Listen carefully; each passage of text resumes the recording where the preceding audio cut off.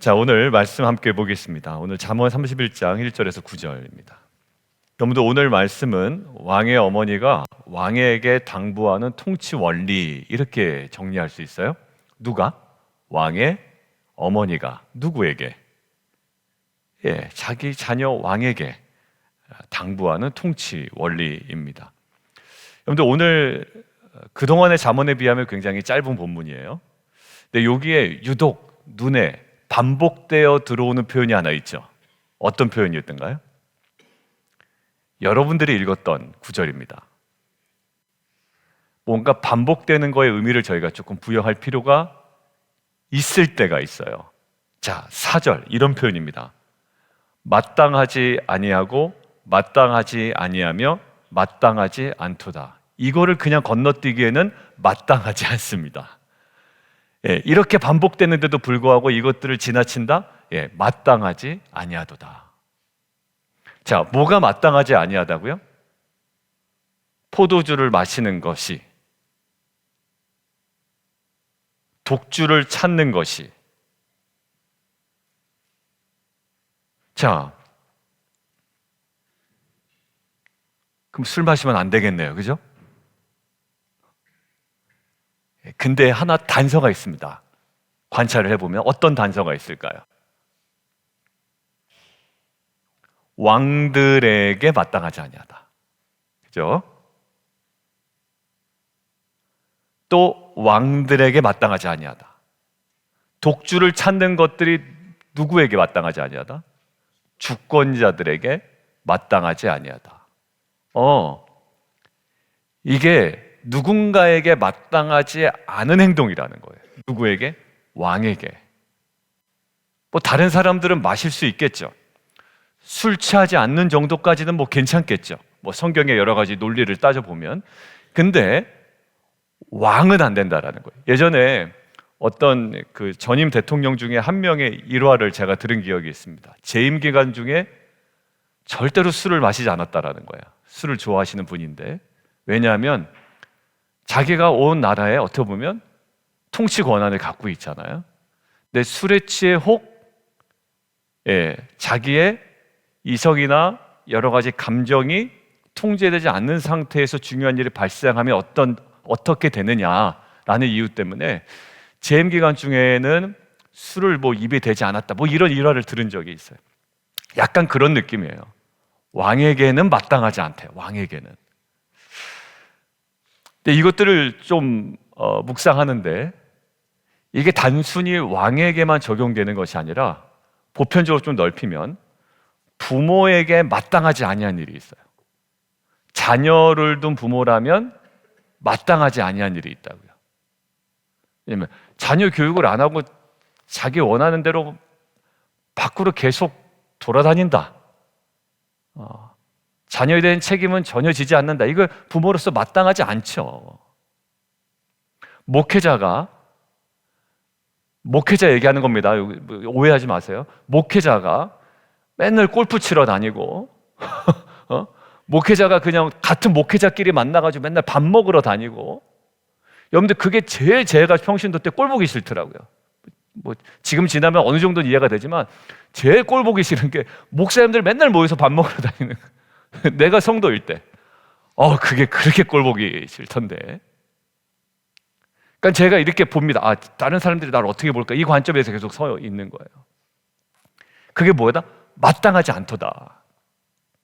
할 수 있죠. 근데 성도에 대한 신방이나 성도에 대한 만남은 뒷전으로 하고 내가 좋아하는 취미 생활을 잔뜩 하고 있는 목회자가 뭐예요? 마땅하지 않도다. 부모에게 마땅하지 않은 행동이 있고요, 목회자에게 마땅하지 않은 행동이 있어요. 그리고 남편으로서 마땅하지 않은 행동들이 분명히 있을 겁니다. 아내로서, 특별히 직분자로서 마땅하지 않은 행동이 있어요. 야, 직분자가 뭐야 이게? 이런 마땅하지 않은 행동들이 있어요.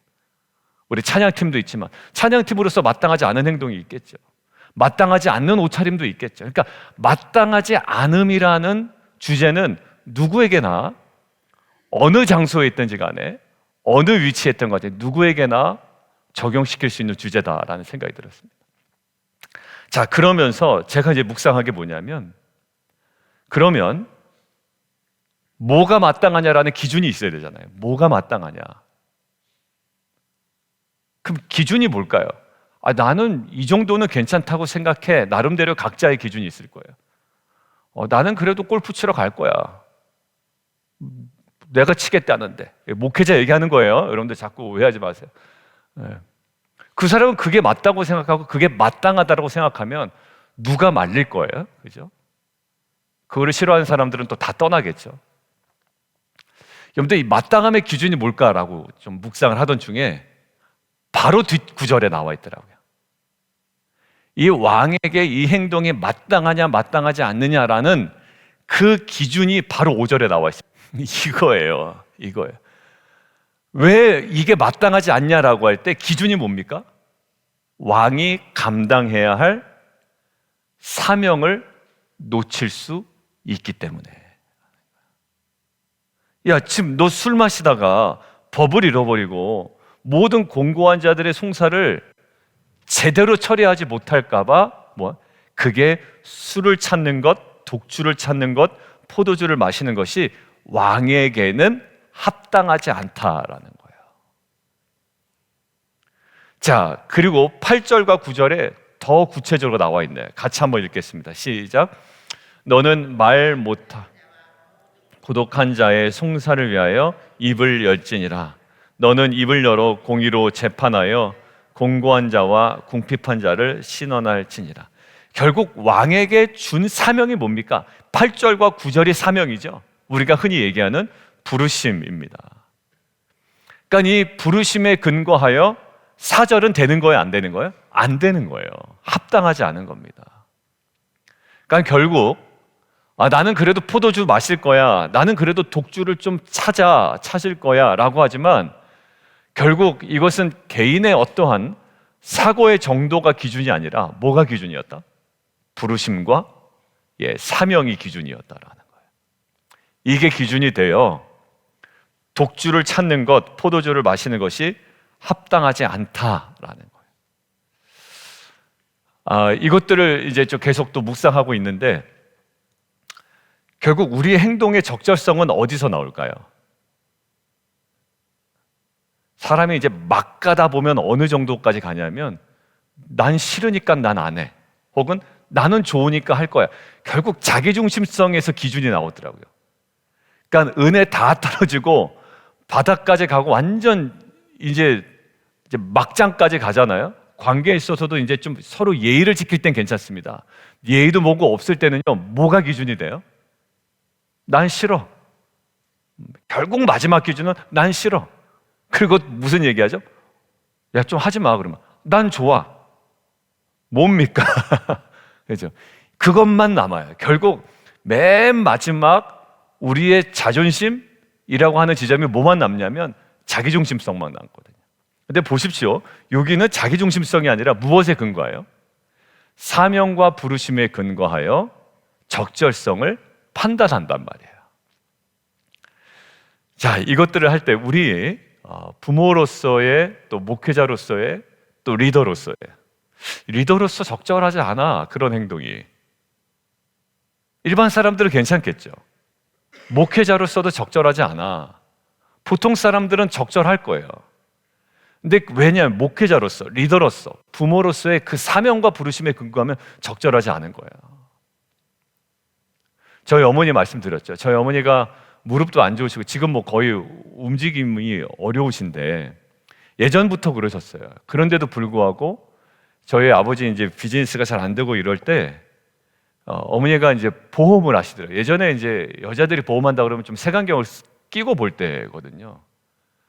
근데 왜 이게 색안경을 끼고 보는 그 일을 감당하셨냐면 부모로서, 엄마로서 가정 경제가 어려우니까 이거라도 해야 되겠다는 그 어떤 부르심이죠, 부모로서의. 그러니까 그 행동이 어떻습니까? 적절합니다. 적절하고도 남습니다. 그리고 마땅했습니다. 오해는 받을지언정. 여러분들, 이게 우리 삶의 그 적절성의 기준이 되면 좋겠어요. 내가 왜 참아야 되냐? 왜 내가 더 섬겨야 되냐? 왜 내가 더 말을 해야 되냐라고 했을 때, 야, 말을 안 하는 게 편하죠. 왜? 관계가 나빠지진 않으니까 최소한. 때로는 우리가 말을 해야 될 때가 있고 협력해야 될 때가 있고 혼자 일하는 것보다 함께 해야 될 때가 있거든요. 그 모든 것들이 마땅한 이유는 사명과 부르심과 관련이 있다라는 거예요. 근데 이것들을 묵상하는데 고린도전서 9장이 생각이 나더라고요. 한번 찾아보실래요? 사도 바울도 그러했던 사람이었어요. 고린도전서 9장 20절에서 22절이에요. 아까 지금 이 왕의 어머니가 왕에게 당부하는 통치 원리, 이거 마땅하지 아니하다, 마땅하지 아니하다, 마땅하지 아니하다. 이유는 뭐라고요? 사명과 부르심을 방해하기 때문에 마땅하지 아니하다. 적절성의 기준이 부르심이었다라고 했죠. 자, 그 관점에서 고린도전서 9장을 한번 보시죠. 고린도전서 9장 20절에서 22절입니다. 같이 한번 읽도록 하겠습니다. 시작. 유대인들에게 내가 유대인과 같이 된 것은 유대인들을 얻고자 함이요 율법 아래에 있는 자들에게는 내가 율법 아래에 있지 아니하나 율법 아래에 있는 자 같이 된 것은 율법 아래에 있는 자들을 얻고자 함이요. 오케이. 이거 보세요. 여기서 얼핏 보면 사도 바울이 이랬다 저랬다는 사람 같죠? 언제는 유대인과 같이 행동했다가 언제는 율법 아래 있지 아니하는 이방인처럼 행동을 하는 것처럼. 그러니까 지금 디모데에게는 오히려 할례를 줬습니까? 주지 않았습니까? 디모데에게는 할례를 줬단 말이에요. 할례가 구원의 조건이 아니라고 이야기하면서 디모데에게는 할례를 줬어요. 근데 디도에게는 할례를 줍니까? 안 주죠. 여러분들 이랬다 저랬다는 사람 같죠? 근데 사도 바울이 분명히 얘기합니다. 이 모든 것들을 뭐하라고? 그 영혼들을 위한 뭐였다? 배려였다라는 거예요. 지금도 동일합니다. 지금 유대인처럼 행동하기도 하고 유대인이 아닌 것처럼 행동하기도 하고 이 모든 것들이 핵심이 뭐냐면 다 마땅한 행동이라는 거예요. 자기 입장에서는. 남들이 볼 때는 오히려 받겠죠. 근데 사도 바울은 분명히 얘기합니다. 이거는 마땅하다. 왜? 그들을 얻고자 하는 사명에 부합하기 때문에. 기준이 뭡니까? 내가 좋아서입니까? 내가 싫어서입니까? 다 없어요. 자기중심적인 거 없습니다. 뭐냐? 그들을 얻기 위한 사명과 부르심에 근거하여 그 모든 행동이 보다 마땅하다라는 거예요. 전혀 다른 행동임에도 불구하고 21절 함께 읽습니다. 시작. 율법 없는 자에게는 내가 하나님께는 율법 없는 자가 아니요 도리어 그리스도의 율법 아래 있는 자이지만 율법 없는 자와 같이 된 것은 율법 없는 자를 얻고자 함이라. 22절이요. 약한 자들에게 내가 약한 자와 같이 된 것은 약한 자들을 얻고자 하며 내가 여러 사람에게 여러 모습이 된 것은 아무쪼록 몇 사람이라도 구원하고자 함이니. 그러니까 얼핏 보면 사도 바울은 이랬다 저랬다. 제가 예전에 대학교 때 제가 이제 저희 동기들하고 선배 욕을 좀 하잖아요. 보통 보면 여러분들도 리더 욕하고 막 뒤에서 이렇게 막 뒷담화 하잖아요. 얼마나 대학생 때는 사회 비판적입니까? 그러니까 선배들 욕하고 또 운동권 있는 사람들 욕하고 또 너무 운동권이지 않은 사람들 욕하고 막 술 먹는 사람 욕하고 막 이렇게 욕하는 거예요. 그렇게 뒤에서 궁시렁궁시렁 욕을 하다가 제가 그 사람 앞에 갔는데 그 사람하고 친하게 지내는 거예요. 그랬더니 이놈이 와가지고 너 나한테 그렇게 그 사람 욕해놓고 왜 그 사람 앞에서 그렇게 얼굴 활짝 웃고 있냐, 나한테 술 먹고 따지더라고요. 마치 사도 바울이 그런 거예요. 이 사람한테 가서 저 사람한테 가서 그 사람 다 맞춰주는 것 같고요, 어찌 보면 기준 없는 사람처럼 보여요. 근데 기준 없는 사람처럼 보이는 이 사도 바울이 뭐 있는 사람이다? 분명한 기준 있는 사람이다. 그 모든 행동이 뭐하다? 마땅하다라는 거예요. 마땅하다. 왜요? 그 모든 사람들을 얻고자 하는 사명과 부르심에 근거하니 이 모든 행동이 뭐하다? 마땅하다라는 거예요. 근데 우리의 행동의 근원은 뭡니까? 나중에 삐지면 그래요. 나 싫어서 안 해. 이러는 거예요. 사명에 근거하면 해야 되는데 나 삐져서 안 해. 더 반항적으로 나갈 거야. 이렇게 갑니다. 좀 이렇게 하시죠. 안 합니다. 왜요? 저 싫습니다. 뭐 부르심도 없고 사명도 없고 그냥 내가 기준이에요. 어쩔 수 없습니까? 어쩔 수 없죠. 기다려야죠. 근데 오늘 이 왕의 어머니가 왕에게 당부하는 통치 원리 중에 가장 중요한 것은 마땅하냐 마땅하지 않냐라는 기준을 어디다 두고 있어요? 부르심과 사명에 두고 있습니다. 여러분들 성숙하다라고 하는 것, 성장한다라고 하는 것은요, 그 자기중심성을 계속 벗어나가는 것 같아요. 애들은 그렇게 합니다. 애들은 야 하자, 싫어. 싫어. 나는 싫어. 나 한번 한다면 하는 사람이야. 그걸 꼭 그럴 때 쓰더라고요. 안 좋을 때. 나는 한다면 하는 사람이야. 아무도 나를 못 말려. 여러분들, 사도 바울은 결국 자기가 예루살렘에 가면 죽임을 당하는 것을 알아도, 고난을 당하는 것을 알아도 가는 것이 뭐하다? 마땅하다라는 거예요. 그게 다른 사람들은 말려요. 야, 하나님께서 성령을 통해서 보여주셨지 않냐? 너 가면 고난받는 거 알려주셨냐면 가는 거 마땅하지 않아 라고 하는데, 사도 바울은 뭐라고 그래요? 마땅하다라고 이야기해요. 왜 그럴까요? 자기의 그 부르심이 있기 때문에 그래요.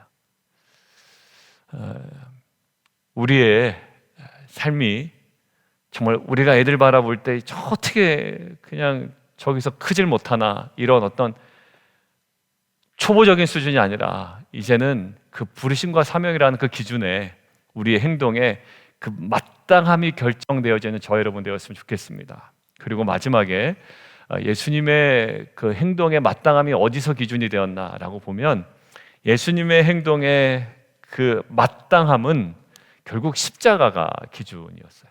우리가 많이 듣고 많이 나누고 하는 그 십자가예요. 아니면은 뭐 십자가에서 그냥 모든 것들을 다 쏟아부을 수 있었지만, 지난주에 우리가 함께 이야기한 것처럼 정제된 7문장만 우리에게 남아 있어요. 그게 마땅합니다. 야, 그게 뭐가 마땅하냐? 할 말 다 쏟아놓고 가야지. 이게 마땅한 거지 라고 하는 이 세대 속에 오히려 잠언은 계속 분내기를 조절하라고 이야기하고, 예수님의 십자가상에서 정제된 언어를 우리에게 다시금 떠올리게 했거든요. 예수님의 평생의 또 공생의 기간의 행동의 모든 마땅함의 기준은 뭐였냐면 십자가였습니다. 거기에 맞춰서 그 마땅한 행동들과 또 태도와 사역들을 행해 나가셨던 거예요. 그러니까 고난을 받으면서도 오히려 그것들을 감당해 내셨죠. 그것을 마땅하게 여기셨단 말이에요.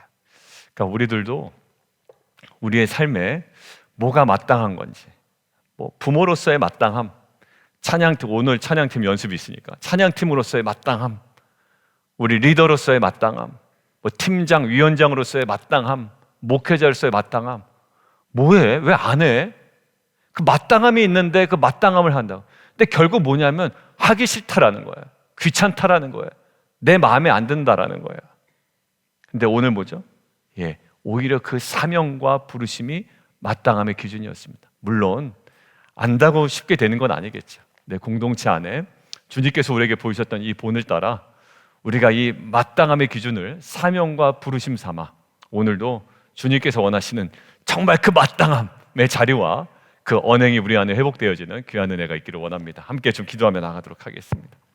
우리 함께 좀 기도하는데 오늘 하나님께 주시는 그 말씀 가지고 함께 기도하고요. 오늘 주신 이 마땅함, 마땅하지 아니하다, 마땅하지 아니하다. 저와 여러분에게도 마땅하지 않은 일들이 분명히 있는 것 같아요. 목회자로서 마땅하지 않은 일 분명히 있겠죠.